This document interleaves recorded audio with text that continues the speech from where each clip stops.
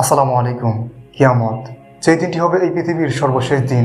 আল্লাহ তাআলা সেই দিনই এই পৃথিবীর সকল মাখলুকাতকে ধ্বংস করে দিবেন। কিয়ামত যেটি একটি মহাসত্য ঘটনা, এটি ঘটবেই। তবে অনেকেরই প্রশ্ন, কিয়ামত কবে ঘটবে? কবে ঘটবে সেটি একমাত্র আল্লাহ তাআলাই ভালো জানে। তবে মানুষ যখন পাপ কাজে ব্যাপকভাবে নিমজ্জিত হবে, আল্লাহর নাম নেওয়ার মতো এই পৃথিবীতে একটা লোক অবশিষ্ট থাকবে না, তখন আল্লাহ তাআলা এই পৃথিবী ধ্বংস করে দিবেন।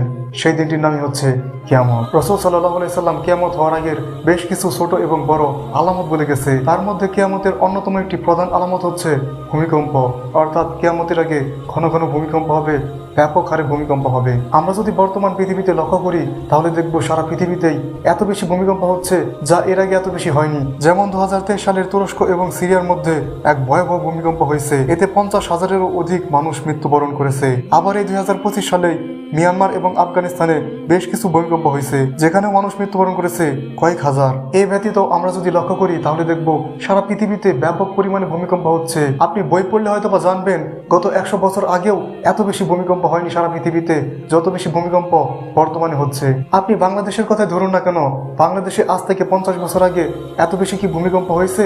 আজ থেকে 100 বছর আগে কজন মানুষই বা ভূমিকম্পের নাম জানতো? কিন্তু গত 5 বছরের নমুনা দেখুন বাংলাদেশের, সেখানে কত বেশি ভূমিকম্প হয়েছে একবার দেখুন। কিয়ামতের আগে এরকম ভূমিকম্প আরো বেশি বাড়বে। শুধু বাংলাদেশে নয়, সারা পৃথিবীতেই এরকম ভূমিকম্প আরো বেশি বৃদ্ধি পাবে। বাংলাদেশে হয়তো আরো বড় বড় ভূমিকম্প অপেক্ষা করতেছে। সহিহ বুখারীতে বলা হয়েছে, কিয়ামত আসার আগে ফিতনা, রক্তপাত ও ভূমিকম্প অধিক হারে বৃদ্ধি পাবে। নবীজি সাল্লাল্লাহু আলাইহি সাল্লামও ভূমিকম্প সম্পর্কে বলেছেন, এই উম্মত ভূমিকম্প, বিকৃতি এবং পাথর বর্ষণের সম্মুখীন হবে। তখন উপস্থিত সাহাবারা বললেন, কখন সেটি হবে হে আল্লাহর রাসূল? নবীজি সাল্লাল্লাহু আলাইহি সাল্লাম বললেন, যখন গায়ক গায়িকা, বাদ্যযন্ত্র প্রকাশ পাবে এবং মদ্যপানে সয়লাভ হবে। আল্লাহ তাআলা এর আগেও বহু জাতিকে এই ভূমিকম্পের মাধ্যমে ধ্বংস করেছেন। পৃথিবীর মানুষ যখন অধিক হারে গুনাহ করে এবং পাপ কাজ করে, তখন আল্লাহ তাআলা এরকম ছোট ছোট ভূমিকম্পের মাধ্যমে মানুষকে সতর্ক করতে চান।